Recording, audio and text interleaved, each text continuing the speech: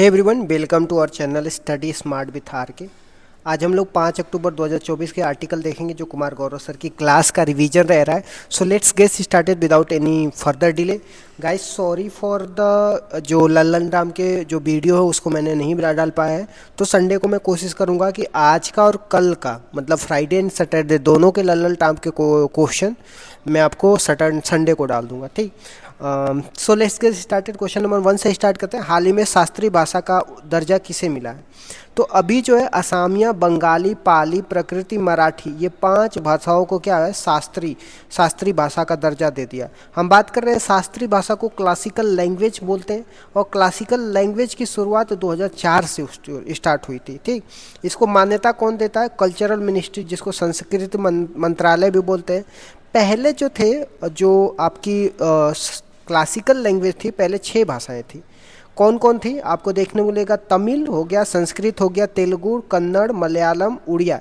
तमिल को 2004 में शास्त्रीय भाषा में का दर्जा मिला था, संस्कृत को 2005 में शास्त्रीय भाषा का दर्जा मिला था, तेलुगु को 2008 में शास्त्रीय भाषा का दर्जा मिला था, और कन्नड़ को भी 2008 में देखने को मिलेगा। मलयालम को 2013 में, उड़िया को 2014 में शास्त्रीय भाषा का दर्जा मिला था। ठीक। अभी 5 नए शास्त्रीय भाषा जुड़ गए हैं, जिसमें असमिया हो गए, बंगाली, पाली, प्राकृतिक, मराठी। तो टोटल कितनी हो गई? Total 11 classical language. गाइस, जो क्लासिकल लैंग्वेज होता है ऑफिशियल लैंग्वेज से अलग होता। ऑफिशियल लैंग्वेज 22 है, 22 भाषाएं हैं, और क्लासिकल लैंग्वेज अब जाके 11 भाषाएं हो गई। ठीक। इसमें 5 और कौन से जुड़े हैं, जिसमें असमिया होगी, बंगाली, प्राकृतिक, पाली, प्राकृतिक, मराठी हो गई। तो ये 5 भाषाएं नहीं जुड़ी, और पहले 6 थी। तो 5 और 6 मिल के टोटल कितने हो गए? 11 भाषाएं हो गई। किसकी हम बात करें? शास्त्रीय भाषा की। इसी को क्या बोलते हैं? क्लासिकल लैंग्वेज बोलते हैं। ठीक। क्लासिकल लैंग्वेज का दर्जा किसे मिलता है? जो मौलिक होगी, यानी व्याकरण, शब्दकोश किसी और भाषा से ना लिया गया हो। ठीक। हिंदी क्लासिकल भाषा नहीं है, ये भी हमें ध्यान में रखना होगा कि हिंदी क्लासिकल भाषा नहीं है। हिंदी आपका ऑफिशियल लैंग्वेज है। ऑफिशियल लैंग्वेज में आपको 22 भाषाएं दी है, उसमें से हिंदी है। ठीक। क्लासिकल लैंग्वेज उसे बोलते हैं जिसका इतिहास 500 से 2000 साल पुराना होना चाहिए। उसका न किसी शब्दकोश या किसी भाषा से न कोई कॉपी किया गया ना होना चाहिए। तो ये पहचान है क्लासिकल लैंग्वेज की। ठीक।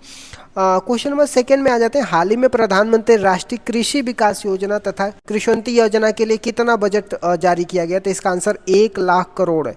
हम बात कर रहे हैं प्रधानमंत्री राष्ट्रीय कृषि विकास योजना या कृषि योजना की, तो इसमें 1 लाख करोड़ रुपए का बजट जारी किया गया। ठीक। जो पीएम राष्ट्रीय कृषि योजना हो गया, इसका उद्देश्य क्या? सस्टेनेबल एग्रीकल्चर को अचीव करना, मतलब पर्यावरण को ध्यान में रख करके खेती किया जाएगा। इसके लिए 57,000 करोड़ रुपए क्या किया गया है? बजट बनाया गया। ठीक। कृषि योजना की बात कर रहे हैं, इसमें फूड सिक्योरिटी को ध्यान में रखा जाएगा, जिसमें 44,000 करोड़ रुपए को का बजट जारी किया गया है। ठीक। क्वेश्चन नंबर 3 में आ जाता है। भारतीय वायुसेना की 92वीं वर्षगांठ पर एयर शो कहाँ पे आयोजित हुआ है? तो इसका आंसर चेन्नई होगा।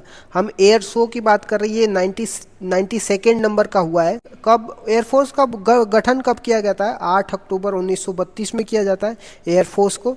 6 से 8 अक्टूबर तक चेन्नई में मरीना बीच पे आपको देखने को मिलेगा एयर शो होगा, जिसका थीम क्या होगा? एयरफोर्स समक्ष, सशक्त और आत्मनिर्भर इसका थीम होगा। ठीक।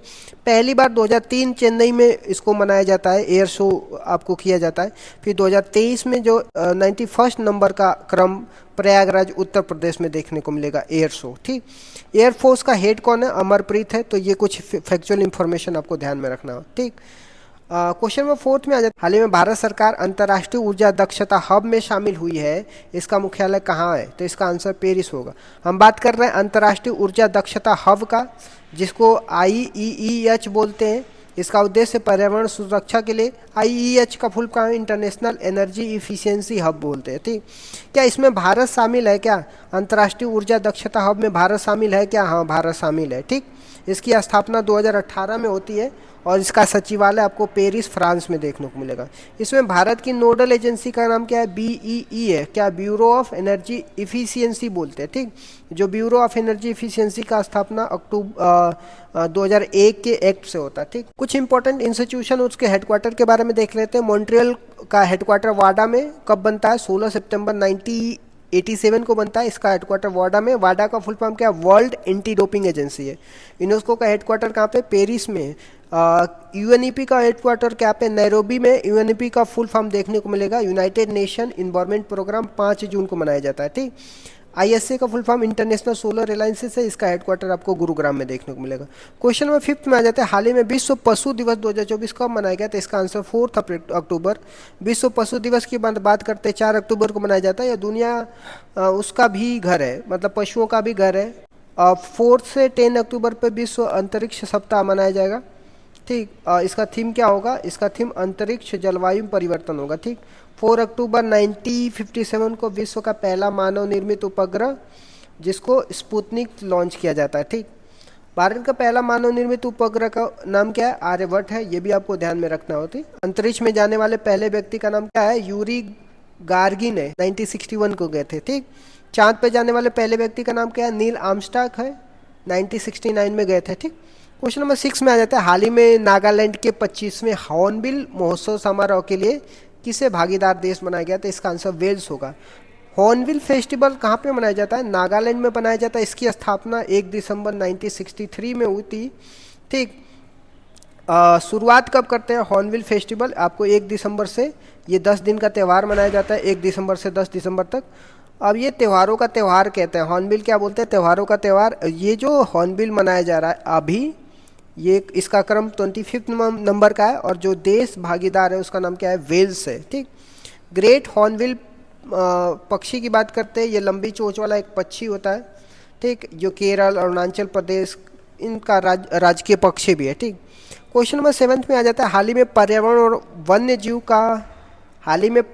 एवं वन्य जीव पर 12वां अंतर्राष्ट्रीय फिल्म महोत्सव वातावरण कहाँ पे आयोजित होगा? तो इसका आंसर न्यू दिल्ली में होगा। वातावरण महोत्सव को ग्रीन फेस्टिवल के नाम से भी जाना जाता है। पर्यावरण एवं वन्य जीव पर क्या आधारित होगा? ये कौन से नंबर पे? 12th नंबर का फिल्म फेस्टिवल होगा। होस्ट कौन करेगा? न्यू दिल्ली करेगा, ठीक। थीम क्या हो गया? वेटलैंड फॉर लाइफ होगा इसका थीम। हर 2 साल में इसका आयोजन होगा। जो खुशहाली महोत्सव और हरियाली महोत्सव, ये भी आपको देखने को मिलेगा, न्यू दिल्ली में अभी मनाया गया है। कौटिल्य आर्थिक फेस्टिवल कहाँ पे होस्ट करेगा? न्यू दिल्ली में। इसका थीम क्या है? भारतीय युग। और पीएम मोदी क्या करेंगे? इसको होस्ट करेंगे, ठीक। क्वेश्चन नंबर 8 में हाल ही में पीएम मोदी ने गेल के पहले कंप्रेस्ड बायोगैस प्लांट का उद्घाटन कहाँ पे किया है? तो इसका आंसर रांची झारखंड होगा। पीएम मोदी ने उद्घाटन किया कहाँ पे? रांची झारखंड में। गेल कंपनी का पहला सीएफजी कंप्रेस्ड बायोगैस प्लांट। गेल का फुल फॉर्म क्या है? गैस अथॉरिटी इंडिया लिमिटेड होता है, ठीक। तो ये भी सीएफजी को कंप्रेस्ड बायोगैस भी बोलते हैं, ये आपको ध्यान रखना है। क्वेश्चन नंबर 9 में आ जाते हैं, जलवायु परिवर्तन के कारण यूरोप में कौन से देश अपनी राष्ट्रीय सीमाओं का पुनर्निर्धारण करेंगे? तो इसका आंसर इटली, स्विट्जरलैंड, ठीक। आल्प्स माउंटेन आपको यूरोप में देखने को मिलेगा। इसी को मैटर्न हॉर्न पीक भी इसमें आपको स्विट्जरलैंड और इटली की सीमा को बॉर्डर करती है, ठीक। कुछ इंपॉर्टेंट लाइन के बारे में देख लेते हैं, जैसे मैकमोहन लाइन इंडिया और चाइना के बीच में है। रेड क्लिफ लाइन इंडिया और पाकिस्तान के बीच को डिवाइड करती है।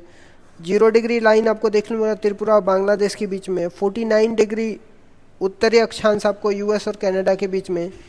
रियो ग्रेडी रेखा आपको यूएस और मेक्सिको की बॉर्डर को डिवाइड करता है। हिंडनबर्ग रेखा आपको जर्मनी और पोलैंड के बॉर्डर को डिवाइड करता है, ठीक।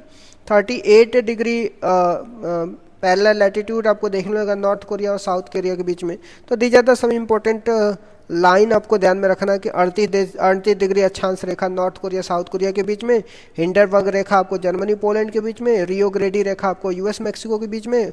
49 डिग्री उत्तरी अक्षांश आपको यूएस कनाडा के बीच में। शून्य रेखा आपको त्रिपुरा बांग्लादेश के बीच में। रेड क्लिप आपको इंडो पाकिस्तान के बीच में।